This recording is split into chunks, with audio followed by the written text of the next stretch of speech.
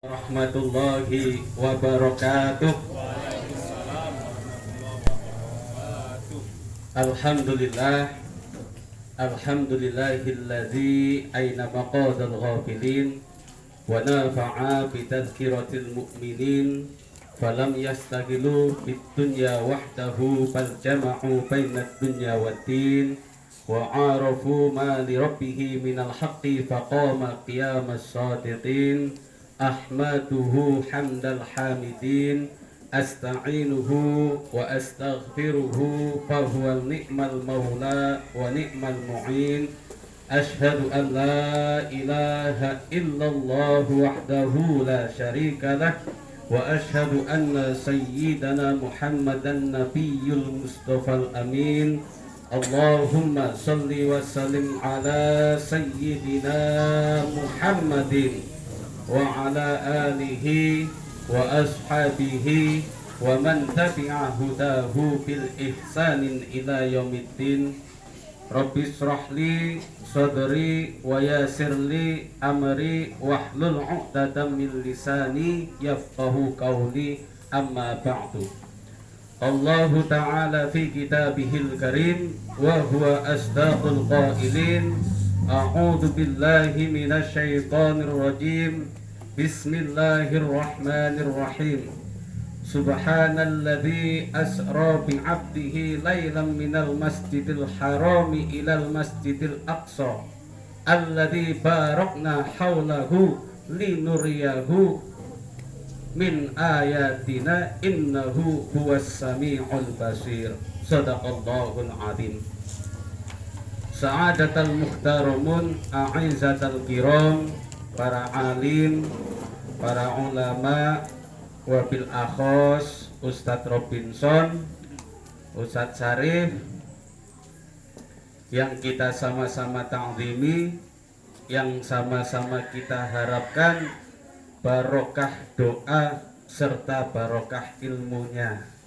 Mudah-mudahan para tokoh agama di Desa Muara Sungai ini diberikan oleh Allah Subhanahu wa ta'ala ketetapan imannya, amin, kesehatan, keistiqomahan dalam memperjuangkan agama Allah, sehingga seperti tadi yang disampaikan, kelak di Desa Muara Sungai akan lahir para generasi-generasi yang memperjuangkan kembali, meneruskan perjuangan untuk menegakkan syariat Islam. Amin Allahumma amin ya rabbal alamin.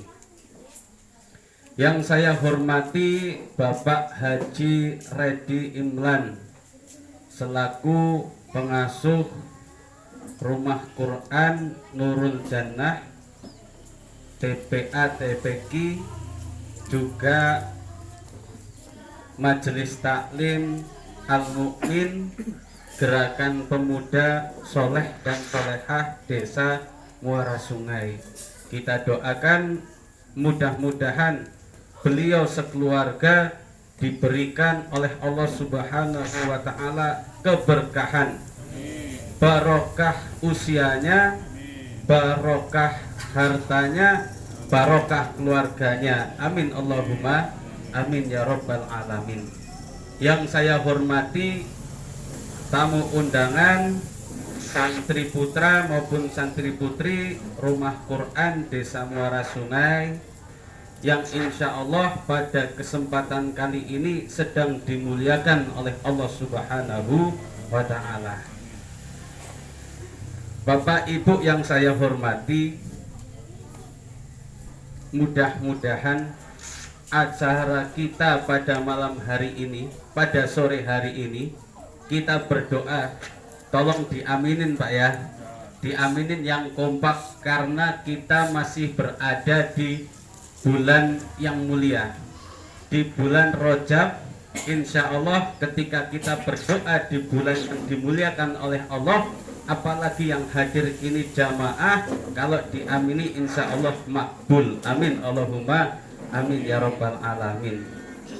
Mudah-mudahan acara kita pada sore hari ini dianggap sebagai bentuk mahabbah yang menurunkan rahmah bagi para jamaah. Amin Allahumma. Yang belum sempat hadir masih bekerja, mudah-mudahan rezekinya diberi rezeki yang barokah. Yang kerjaannya sebagai petani, mudah-mudahan hasil panennya melimpah ruah. Yang masih jomblo, mudah-mudahan kita doakan cepat nikah. Yang sudah menikah, kita doakan mudah-mudahan istrinya nambah. Yang bilang amin cuma bapak-bapak yang terakhir. Yang ibu-ibu tidak kelak bilang amin. Ya maksudnya itu istrinya nambah solehah, gitu, nambah baik. Kemudian ganti, bukan ustadznya aja yang ganti.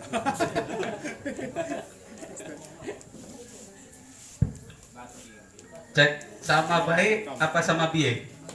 Sama biye.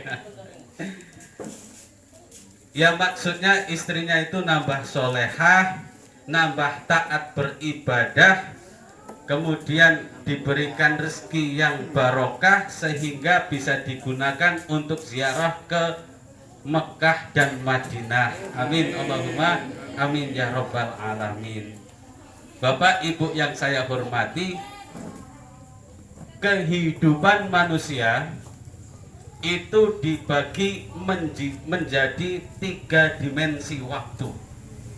Kehidupan manusia dibagi menjadi 3 dimensi waktu.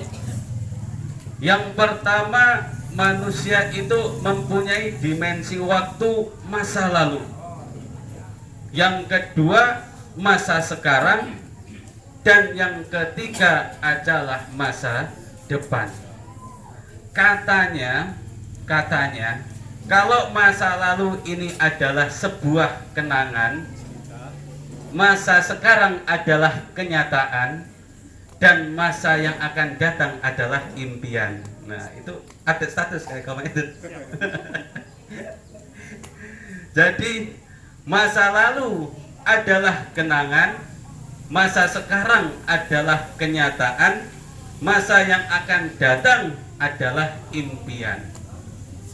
Orang yang baik adalah orang yang bisa mengambil iktibar dari masa lalu, bisa mengambil pelajaran dari kenangan untuk bersikap saat ini, kemudian untuk menentukan langkah di masa depan.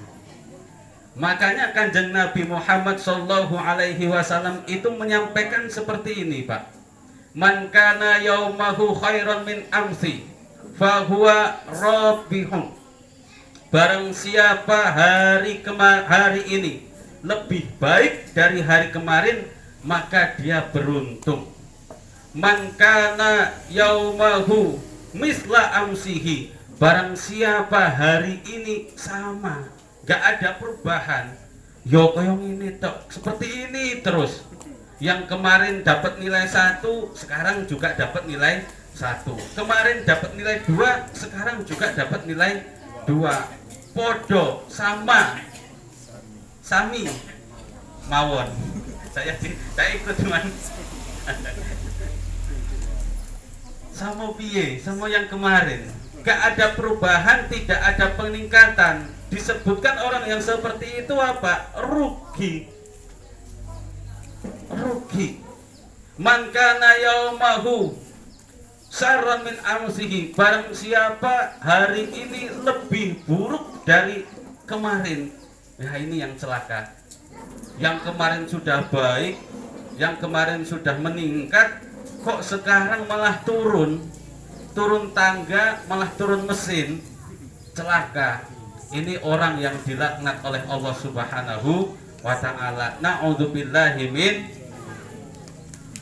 Maka dalam konteks inilah kita korelasikan, kita sambungkan dengan acara pada sore hari ini, memperingati peringatan kejadian Isra wal Mi'raj.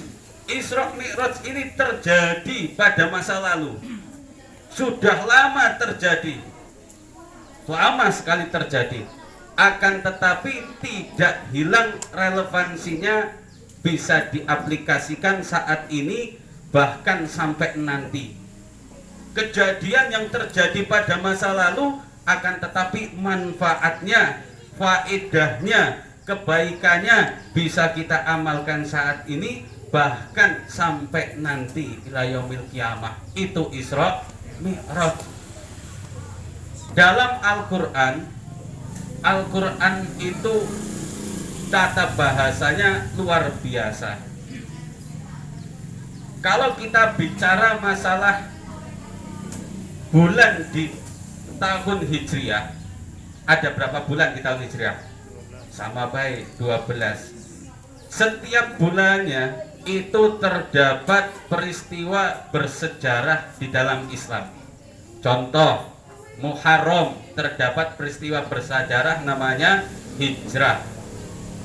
Jumadil Awal, Rabiul Awal terdapat peristiwa yang bersejarah lahirnya Kanjeng Nabi Muhammad sallallahu alaihi wasallam. Ramadan ada peristiwa bersejarah nuzulul Quran. Syawal ada Idul Fitri. Kemudian Dzulhijjah ada peristiwa kurban, dan saat ini bulan Rajab ada peristiwa Isra dan Mi'raj. Al-Quran itu bukan kitab sejarah, bukan buku sejarah. Akan tetapi di dalam Al-Quran banyak membicarakan tentang sejarah. Al-Quran bukan kitab sejarah, Pak, tetapi di dalam Al-Quran banyak menceritakan tentang sejarah. Istimewa sekali di dalam Al-Quran Allah menceritakan setiap sejarah dengan kaedah bahasa yang berbeda satu sama lain. Lebih istimewa lagi, Allah Subhanahu wa Ta'ala menyebutkan atau mengawali peristiwa Isra wal Mi'raj dengan kalimat tasbih. Subhanalladzi, kalimat tasbih. Karena tidak semua peristiwa itu di dalam Al-Quran yang hebat, yang bersejarah Allah awali dengan kalimat tasbih. Allah menciptakan Nabi Adam, itu peristiwa bersejarah atau bukan? Bersejarah, peristiwa yang luar biasa apa enggak? Luar biasa. Tetapi Allah tidak menggunakan kalimat tasbih. Allah membalikkan bumi, menumpuk atau mengubur hidup-hidup kaum Nabi Lut. Itu peristiwa bersejarah, peristiwa yang luar biasa. Akan tetapi Allah juga tidak menggunakan kalimat tasbih. Allah menenggelamkan Fir'aun dan bala tentaranya, menyelamatkan Nabi Musa dan pengikutnya, kaumnya dari kejaran Fir'aun, ditenggelamkan di Laut Merah. Itu juga sejarah yang luar biasa. Tetapi lagi-lagi Allah tidak menggunakan kalimat tasbih. Tetapi di dalam peristiwa Isra wal Mi'raj istimewa sekali, Allah menggunakan kalimat tasbih. Di dalam kalimat yang mengawali ayat itu, kalau dalam ilmu balaghah disebut dengan kalimat ijaz. Apa itu kalimat ijaz? Kalimat ijaz itu kalimat yang redaksinya sedikit, lafadznya itu sedikit, tetapi maknanya luas sekali. Bahkan bisa lebih luas daripada rangkaian kalimatnya. Itu dalam ilmu balaghah.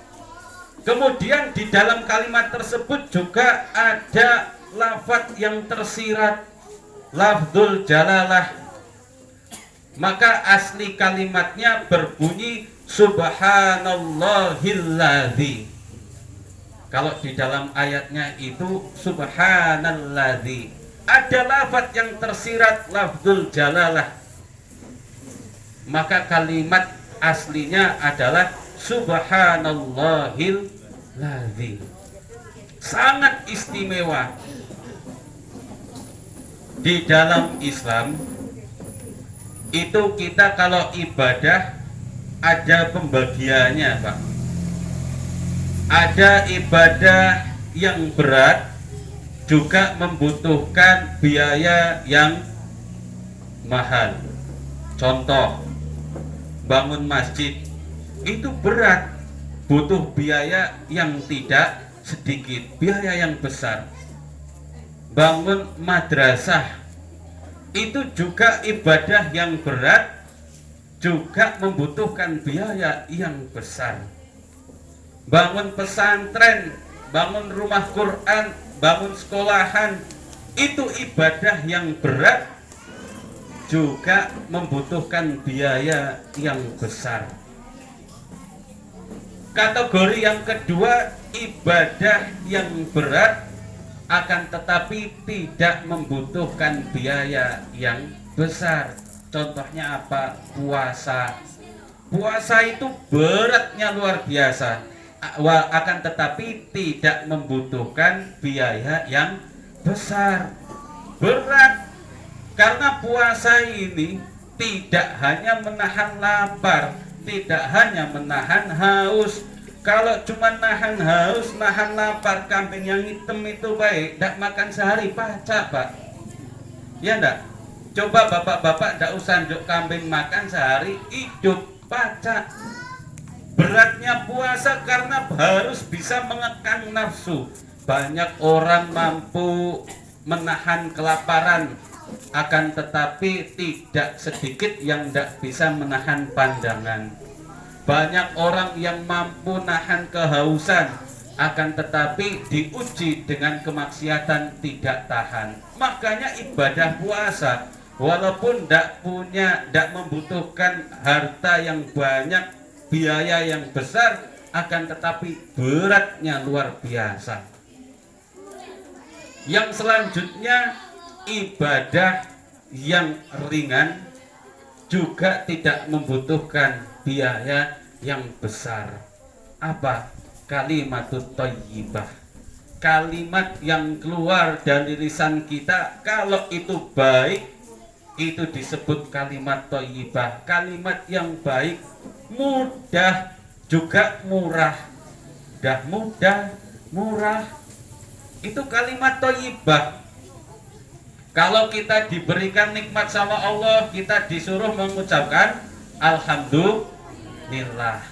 Kalau kita dapat musibah, diuji dengan musibah, maka kita diperintahkan untuk mengucapkan innalillahi wa inna ilaihi rajiun. Kalau kita melihat sesuatu yang menakjubkan, kita diperintahkan untuk mengucapkan masya Allah. Kalau kita melihat atau mendengar sesuatu peristiwa yang dahsyatnya luar biasa, maka Allah ajarkan untuk kita mengucapkan subhanallah.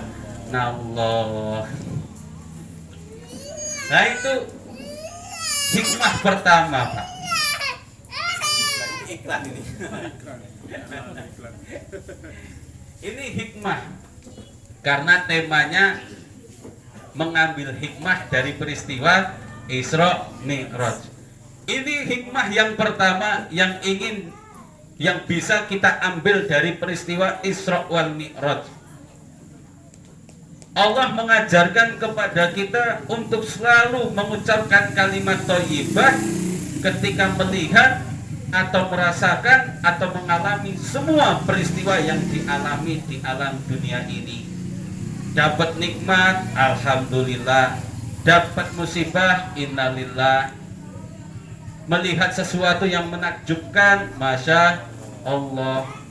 Kemudian sesuatu yang dahsyat, mengucapkan subhanallah.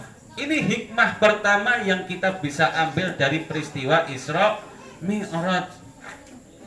Peristiwa Isra Mi'raj ini salah satu peristiwa yang luar biasa dalam sejarah Islam. Muskil, tidak masuk akal sama sekali. Peristiwa yang dahsyat. Perjalanan Kanjeng Nabi Muhammad Sallallahu Alaihi Wasallam, perjalanan yang jaraknya sangat jauh, ditempuh dengan waktu yang sangat singkat. Tidak masuk akal. Minal Masjidil Haram ilal Masjidil Aqsa, dari Masjid Haram ke Masjidil Aqsa, dari kota Mekah sampai ke Palestina, itu kurang lebih jaraknya 1.500 km. Kira-kira sampai mana, Pak? Kalau sini Palembang berapa? 90-an ya. Nah, 90-an. Kalau sampai Jawa ya kira-kira sampai tempat saya 1.500-an, Pak. Nanti kalau tidak percaya bapak-bapak ke tempat saya ya. Nah, saya ajak ziarah ke makam Wali Songo. Ya, insya Allah. Ya, amin. Biaya sendiri tapi. Saya menyediakan tempat dan makanan gratis. Masalah biaya pulang pergi urus sendiri. Insya Allah kita ziarah ke Wali Songo. Ya Pak Haji Reddy, siap. Berapa bus? Jadi seperti itu. Perjalanan yang sangat jauh yang dilakukan Kanjeng Nabi Muhammad SAW ditempuh dengan waktu yang sangat singkat. Saking jauhnya perjalanan yang ditempuh oleh Nabi Muhammad SAW, Nabi Muhammad sampai menembus 3-4 dimensi alam yang berbeda. Itu saking jauhnya. Saya yakin bapak-bapak, ibu-ibu yang hadir di sini tidak bisa, belum ada yang bisa menembus dimensi selain dimensi manusia. Ya enggak, ada yang sudah pernah berjalan ke dimensi malaikat. Enggak, belum ada. Ini Kanjeng Nabi, saking jauhnya perjalanan Nabi Muhammad SAW, saking jauhnya sampai menembus 4 dimensi alam yang berbeda. Minal Masjidil Haram ilal Masjidil Aqsa, dari kota Mekah ke kota Palestina, itu disebut alam nasut, alam manusia, alamnya panca indera, alam fisikal, di mana mata telanjang kita masih berfungsi, bisa melihat, oh itu mobil putih lagi lewat, oh itu motor jualan apa itu, nah itu lewat. Itu alam manusia, kita bisa melihat dengan mata telanjang. Kemudian telinga kita masih bisa mendengar suara-suara, lidah kita bisa merasakan enaknya mie cobek, ayam cobek. Daripada dipromosikan Ustaz Robin terus, promosi dewek lah. Itu alam manusia. Panca indera kita masih berfungsi, mata masih bisa melihat, telinga kita masih bisa mendengar, lidah kita masih bisa merasa. Alam fisikal, fisik kita masih berfungsi. Setelah Kanjeng Nabi diperjalankan oleh Allah Subhanahu wa Ta'ala dari kota Mekah ke kota Palestina, kemudian diperjalankan menembus alam yang selanjutnya, alam Jabarut. Alam Jabarut ini alam yang tidak pacak dilihat oleh mata orang awam seperti kita. Suara-suaranya juga tidak pacak didengar oleh telinga orang awam seperti kita. Apalagi rasa sama aroma, nah tambah-tambah tidak pacak. Atau kita biasa menyebutnya alam gaib, tidak terlihat. Walaupun ada orang-orang yang diberikan oleh Allah Subhanahu wa Ta'ala keistimewaan, orang-orang yang bisa melihat alam Jabarut, kegiatan-kegiatannya, penghuni-penghuninya. Ada orang-orang yang dikhususkan oleh Allah atas izin Allah bisa melihat alam Jabarut. Tetapi kita semua termasuk saya belum pacak melihat kegiatan apa sih di sana di alam gaib. Walaupun itu berdampingan dengan alam nasut, berdampingan dengan alam kita. Setelah Kanjeng Nabi diperjalankan dari alam Jabarut ke alam Jabarut, Kanjeng Nabi Muhammad SAW diperjalankan naik ke atas, pindah alam, menembus alam yang selanjutnya, yaitu alam malakut, alamnya malaikat, di mana inilah tempat tinggal para malaikat. ketika masuk di alam malakut, maka sifat kemanusiaannya hilang. Manusianya aja hilang, apalagi sifat kehewanan, apalagi sifat kesetanan, udah nggak ada lagi di situ. Pokoknya baik semua, hanya tinggal sifat malaikat. Manusia masuk ke situ, tinggal baiknya. Termasuk Kanjeng Nabi, walaupun Kanjeng Nabi ini tidak masuk juga dijamin maksum. Ini hanya keterangan saja. Alam malakut sudah tidak ada sifat kemanusiaannya, manusiawinya tidak ada. Maka Kanjeng Nabi juga mengatakan yang namanya iman malaikat la yazidu wa la yanqusu. Imannya malaikat itu tidak pernah berkurang dan tidak pernah bertambah. Indikasi iman itu bertambah, indikasi iman itu berkurang karena ada ibadah atau ada maksiat.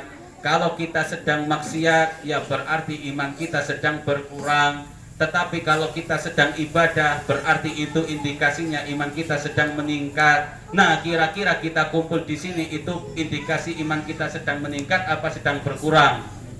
Insya Allah, amin Allahumma. Karena ini insya Allah dianggap sebagai ibadah, barokah, menurunkan rahmah bagi para jamaah. Amin Allahumma, amin ya rabbal alamin. Itu alam malakut. Di situ adanya cuman ibadah semua. Karena malaikat ketika diperintahkan oleh Allah Subhanahu wa taala sujud, maka ila yaumil kiamah yang dilakukan malaikat ya cuman sujud. Kalau disuruh untuk bertasbih, maka ila yaumil kiamah malaikat yang dilakukan juga hanya bertasbih. Tidak sedekah, apalagi maksiat. Pokoknya yang diperintahkan apa, itu yang dilakukan. Imannya la yazidu wa la yanqusu. Kalau iman kita itu disebutkan yazidu wa yanqusu, kadang naik, ya kadang turun. Kalau kita lagi rajin ibadah, ya berarti lagi naik. Kalau kita sedang malas ibadah, berarti iman kita sedang turun. Ya kita manusia biasa, kadang pengen ibadah, kadang malas ibadah, kadang naik, kadang turun. Seneng yang naik, seneng yang turun. Nggak usah itu dilanjut, nggak usah dilanjut. Ustaz Fatoni belum undang.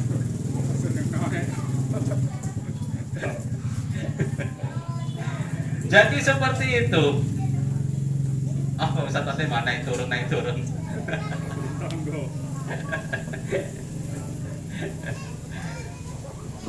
Berbeda lagi dengan amal malaikat, berbeda lagi dengan iman para nabi. Iman para nabi yazidu wala yanqusu, terus naik, terus bertambah.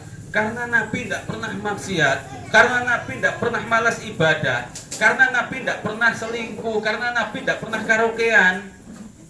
Tidak pernah. Tetapi ibadah terus, makanya yazidu wala yanqusu, terus naik dan tidak pernah berkurang imannya. Sholat iya, sedekah iya, nolong tetangga iya, baik kepada tetangga iya, semua kebaikan dilakukan terus naik, terus naik. Itu imannya para nabi dan rasul. Berbeda dengan iman malaikat dan berbeda juga dengan iman kita. Kemudian setelah melalui alam malakut, Kanjeng Nabi diperjalankan oleh Allah Subhanahu wa taala menembus alam yang selanjutnya, yaitu alam lahut. Alam lahut ini alam ketuhanan. Jangankan manusia Pak, malaikat saja tidak pacak masuk ke sini, tidak pacak masuk ke alam ketuhanan, tidak pacak masuk ke alam lahut, tidak pacak, tidak bisa.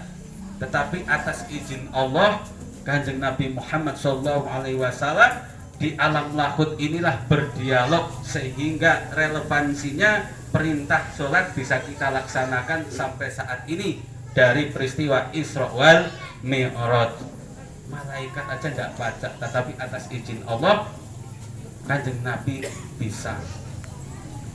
Itu peristiwa Isra Mi'raj itu tidak masuk akal, tapi hakikatnya bukan tidak masuk akal. Tetapi saking kerdilnya akal manusia, Saking dangkalnya akal manusia, saking kecilnya akal manusia, sampai tidak bisa memahami peristiwa yang luar biasa dahsyatnya seperti Isra Mi'raj. Kalau berpikir di logika dengan logika manusia, nggak ketemu. Kalau dipikir dengan pikiran manusia, nggak ketemu. Kalau diukur dengan kemampuan manusia dan manusia pada umumnya, itu juga tidak akan ketemu. Tapi kalau yang berbicara adalah iman, innama amruhu idza arada syai'an ayyaqula lahu kun fayakun. Kalau yang sudah berbicara itu iman, maka bagi Allah tidak ada yang tidak mungkin. Kalau di nalar manusia tidak akan ketemu, umumnya manusia juga tidak akan ketemu. Tetapi kalau yang berbicara adalah iman, maka tidak ada yang tidak mungkin. Contoh, ini kita melihat santri putra, santri putri rumah tahfidz.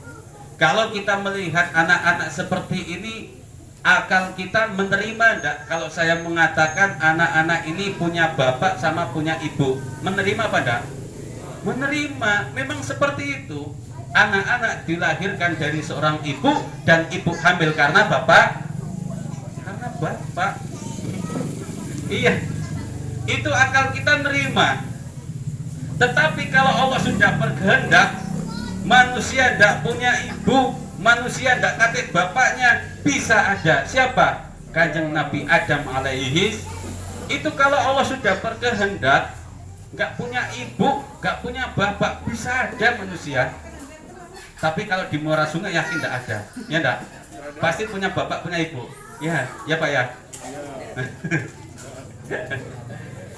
Siti Maryam itu tidak pernah berhubungan dengan laki-laki, tidak punya suami, tapi atas izin Allah Siti Maryam bisa hamil, bahkan melahirkan putra seorang nabi yang bernama Nabi Isa alaihis. Itu kalau Allah sudah berkehendak, wanita tidak pernah berhubungan dengan laki-laki, tidak punya suami, tapi Allah berkehendak bisa hamil, bahkan melahirkan